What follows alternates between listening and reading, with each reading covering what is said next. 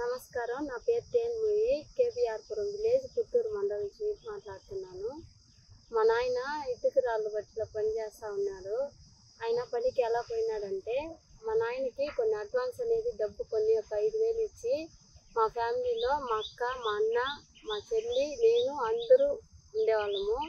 ఆ డబ్బు ఇచ్చి మమ్మల్ని అడ్వాన్స్ ఇచ్చి మా నాయన్ని పనికి పుచ్చుకొని పోయినారు బెంగళూరులో ఇటుక రాళ్ళు కోసే పని. అది పిలుచుకొని పోయినప్పుడు అందరూ వెళ్ళిపోయి మా నాయన వాళ్ళు పని చేసుకునే కానీ మమ్మల్ని స్కూల్కి పంపిస్తాము అనేసి పిలుచుకొని పోయిన కానీ ఆడ మా నాయనకి ఒళ్ళు బాగాలేకుండా అయిపోయింది. ఒళ్ళు అయిపోయినా కానీ మా నాయన్ని కొట్టడము తిట్టడము అలా జరిగింది.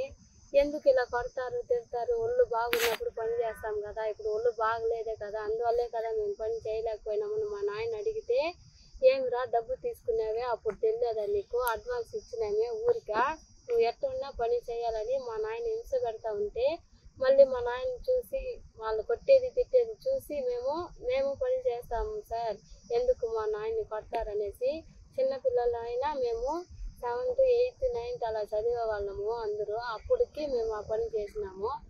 మేము పనికి పోయి పని చేసి మీ అప్పు తీర్చేసి కూడా మేము వెళ్ళిపోతామంటే, అప్పు తీరినా కానీ మమ్మల్ని ఆ నుంచి పంపించలేదు. మా ఇంటికి పోతామన్నా కానీ పంపించలేదు.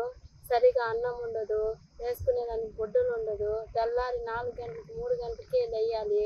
లేచినా కానీ 3 గంటలకే లేచి అప్పుడే పోయి పని చేయాలంటారు. మా వల్ల చేయకపోయినా కానీ మేము చెయ్యాలి. ఇంకేం చేసేది లేదంటే మా నాయన్ని పడతారనే ఒక భయంతో చేసేవాళ్ళము. అట్లా చేస్తూ ఉన్నా కానీ అప్పు ఎంత మాత్రం తీరలేదని మాత్రమే చెప్పేవాళ్ళు.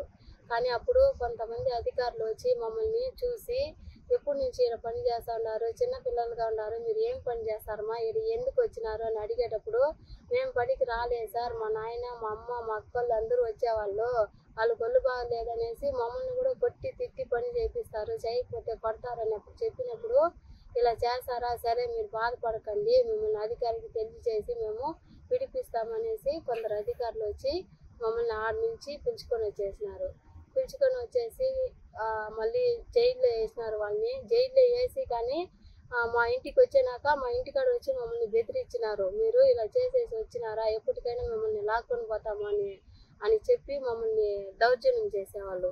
అప్పటికే మళ్ళీ సార్ వాళ్ళు గవర్నమెంట్ అధికారి గారికి మేము పోయి, సార్ ఇలా పిలుచుకొని వచ్చినారు, మళ్ళీ ఇట్లా మమ్మల్ని చేస్తూ ఉన్నారంటే మళ్ళీ అధికారులన్నీ మాట్లాడి మాకు రిలీజ్ సర్టిఫికేట్ అనేది ఒకటి ఇప్పించినారు. ఆ రిలీజ్ సర్టిఫికేట్ అనేది ఇచ్చినప్పటి నుంచి మా కాడికి వాళ్ళు రాలేదు. అప్పటి నుంచి బయటపడి మా అమ్మ మా నాయన అందరూ ఇండ్ల కడే పనికి పోయేవాళ్ళు, సంధ్యలు అయితే ఇంటికి వచ్చేవాళ్ళు. మేము బాగా చదువుకొని పెళ్ళిళ్ళు చేసుకొని ఇప్పుడు మా ఫ్యామిలీ అందరూ మా అమ్మ నాయన అందరూ ఇప్పుడు బాగుండాము. ఆడ పని చేస్తూ ఉన్నప్పటి నుంచి బయట వచ్చినాక ఇప్పుడు మేము బాగుండాము. మాకు సొంతంగా 2 ఫ్రూట్ షాపులు పెట్టుకొని ఉన్నాము. ఫ్రూట్ షాప్ పెట్టుకొని మా పిల్లల్ని బాగా చదివిపిస్తున్నాము. దాంట్లో వచ్చి ఆదాయం పెట్టి పిల్లల్ని ప్రైవేట్లోనే చదివిపిస్తూ ఉన్నాము. మా సంసారానికి ఏం కావాలో దాంట్లో నుంచి ఎత్తుకుంటూ ఉన్నాము. అన్నీ బాగా ఉన్నది. ఇప్పుడు మా లైఫ్ మాకు నచ్చినట్టు మేము బతుకుతూ ఉన్నాము. ఆడే ఉంటే మేము ఏమైపోయి ఉంటామో మాకే తెలియదు.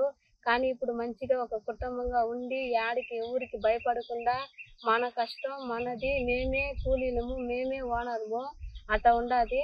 మేము ఎవరి కాడ పోయి అడుక్కునే పని లేదు. ఇప్పుడు బాగానే ఉన్నాము.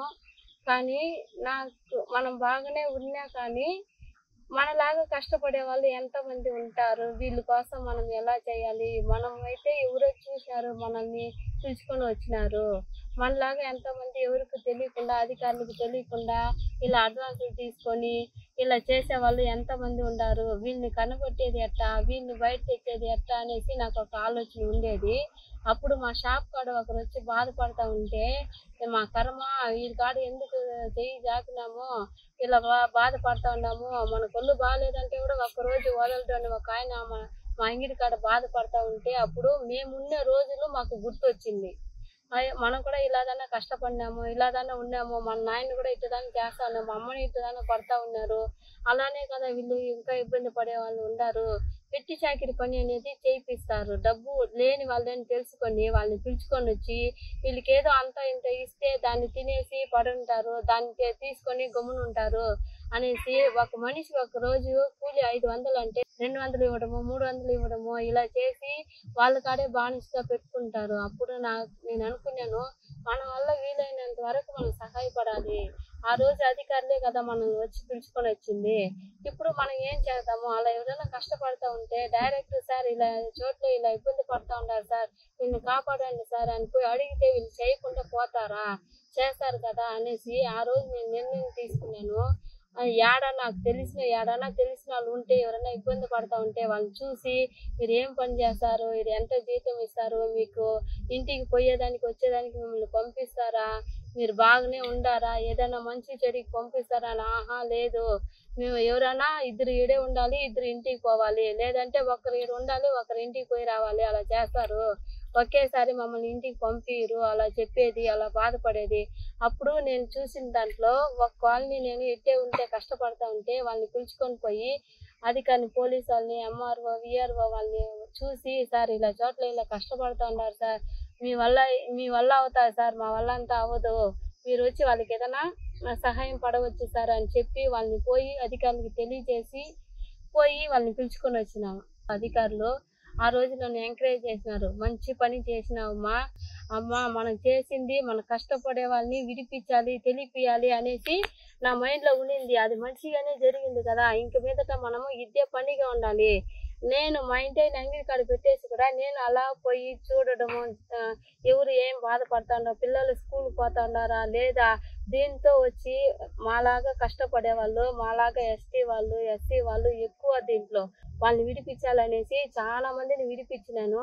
విడిపించి ఇప్పటికొచ్చి మా కాడ 900 మంది దాకా ఉన్నారు ఇలా రిలీజ్ అయిన వాళ్ళు.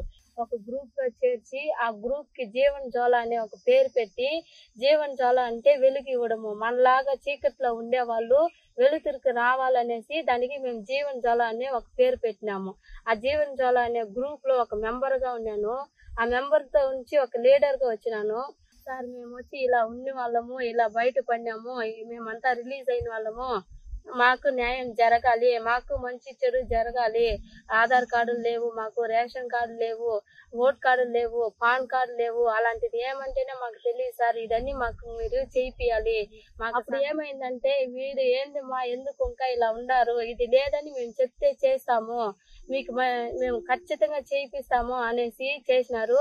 చాలా మందికి ఆధార్ కార్డులు, రేషన్ కార్డులు, ఓట్ కార్డులు, పాన్ కార్డులు, బర్త్ సర్టిఫికెట్, డెత్ సర్టిఫికెట్ ఇవన్నీ తీసిచ్చుండాము.